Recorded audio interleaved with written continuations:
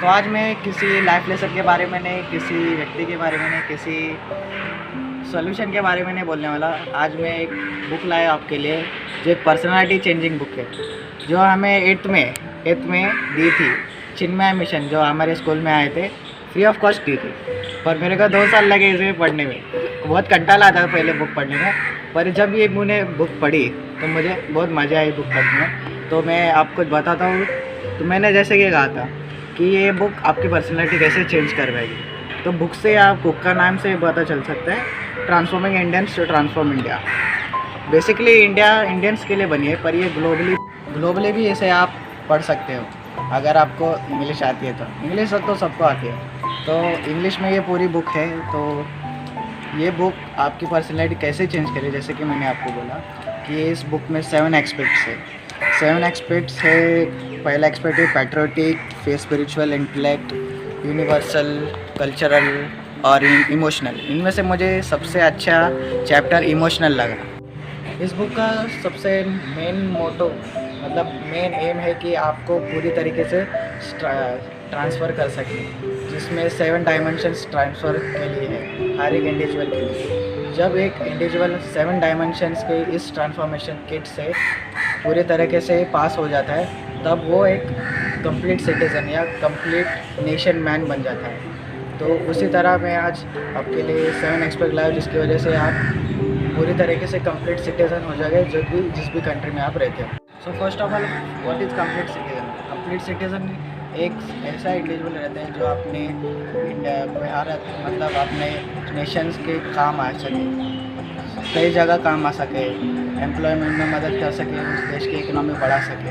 Complete citizen उसे कहा जाता है जो अपनी सोसाइटी में होने वाले जो गलत काम है उनको एक मुँह तोड़ जवाब दे, जिसकी वजह से उसकी सोसाइटी है यानी कि आपके नेशन अच्छी तरीके से प्रोग्रेस कर सके, उसको एक कंप्लीट सिटीज़न माना जाता है। सो आपको कंप्लीट सिटीज़न बनने के लिए सबसे पहला स्टेप रहना चाहिए आपके, जिसमें आपके खून में, वो है पैट्रियोटिज़म। पैट्रियोटिज़म हर एक के खून में रहता है, पर वो रिकग्नाइज़ नहीं किया जाता।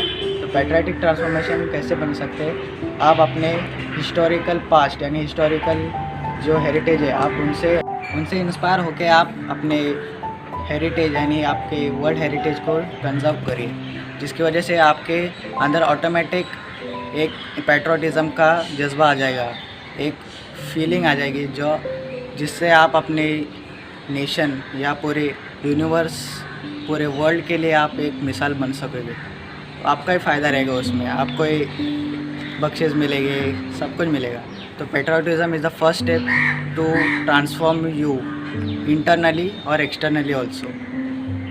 सो the second step for transform you is physical transformation. अगर आप में अंदर पैट्रियोटिज़म है, मतलब अच्छे तरीके से पूरी तरीके से आप भरे हो पैट्रियोटिज़म से, पर आपकी हेल्थ, आपके डाइट कुछ ठीक ठाक नहीं है, मतलब आप हर महीने में डॉक्टर के पास जाते हो, तो उससे हम समझ सकते हैं कि आप बीमार मतलब अच्छी तरीके से फिट नहीं।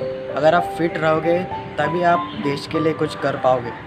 जैसे कि बाल गंगाधर तिलक, जो अपने कॉलेज टाइम में बहुत मतलब अच्छे फिज़िकली फिट नहीं थे, पर कॉलेज के एंड तक उन्होंने अच्छे से मसल्स ग्रो किए थे। क्यों ग्रो किए थे? क्योंकि उनको लगा कि फ्रीडम फाइट करने के लिए मुझे फिज़िकली भी फिट होना चाहिए, मेंटली फिट होने से कुछ फ़ायदा नहीं होगा। अगर आप फिज़िकली फिट रहोगे तो ही आपको कुछ हो पाएगा। खुद को ट्रांसफॉर्म करने के लिए थर्ड स्टेप है इमोशनल ट्रांसफॉर्मेशन। अगर आप इमोशनली वीक हो, आपको इमोशनली कोई भी ब्लैकमेल करके आपका फ़ायदा उठाता है, तो आपके लिए वो ठीक नहीं, एक हद तक के लिए ठीक है। पर अब जब आप जॉब के लिए बाहर निकलोगे, तब आपको किसी ने इमोशनल करके कुछ कर लिया, तो आपका क्या हो? तो इमोशनली फिट होने के लिए यानी इमोशनली परफेक्ट होने के लिए आपको मेडिटेशन करनी पड़ेगी, आपके इमोशंस को कंट्रोल करना पड़ेगा, जिसकी वजह से आप अपने गोल के फोकस रह पाओगे और दूसरों को भी फोकस करवा पाओगे। तो यही एक बिगेस्ट एडवांटेज है आप इमोशनली फिट हो। तो इमोशनली फिट कैसे रहना है मैं आपको बता दूँगा। और दूसरा भी एक वे है इमोशनली फिट रहने के लिए, आप जब भी टाइम निकाल पाओगे तब टाइम निकालो और एक डायरी बनाओ आपकी खुद की, जिसमें आप अपने पूरे दिन की रूटीन पूरे तरीके से आप खुद को सजेस्ट कर उस बुक को दे पाओगे। बुक हमारे सबसे अच्छे फ्रेंड से किसी ने कहा है। सो ऐसा क्यों कहा गया है कि बुक आपके सबसे बेस्ट फ्रेंड?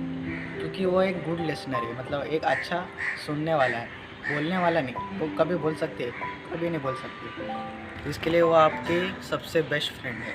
बेस्ट फ्रेंड यानी बेस्ट फ्रेंड से आप सब शेयर कर पाओगे, तो बुक के साथ आप शेयर कर पाओगे, जिसकी वजह से आपके जो मन में रहता है वो आप बुक में लिख पाओगे। पर कभी भी जिस बुक में आपने लिखा है अपने प्रॉब्लम्स, अपने पर्सनल चीज़ दूसरे के हाथ में मत लिखने का। बहुत लोचा होता है, मेरे साथ ऐसा हो चुका है। आप उस गलती को मत दोहराना। सो अगर आपको इसके आगे का भी पार्ट चाहिए तो कमेंट सेक्शन में कमेंट डालना, और अच्छे व्यू आना चाहिए, ये मेरी गुजारिश है। So thank you.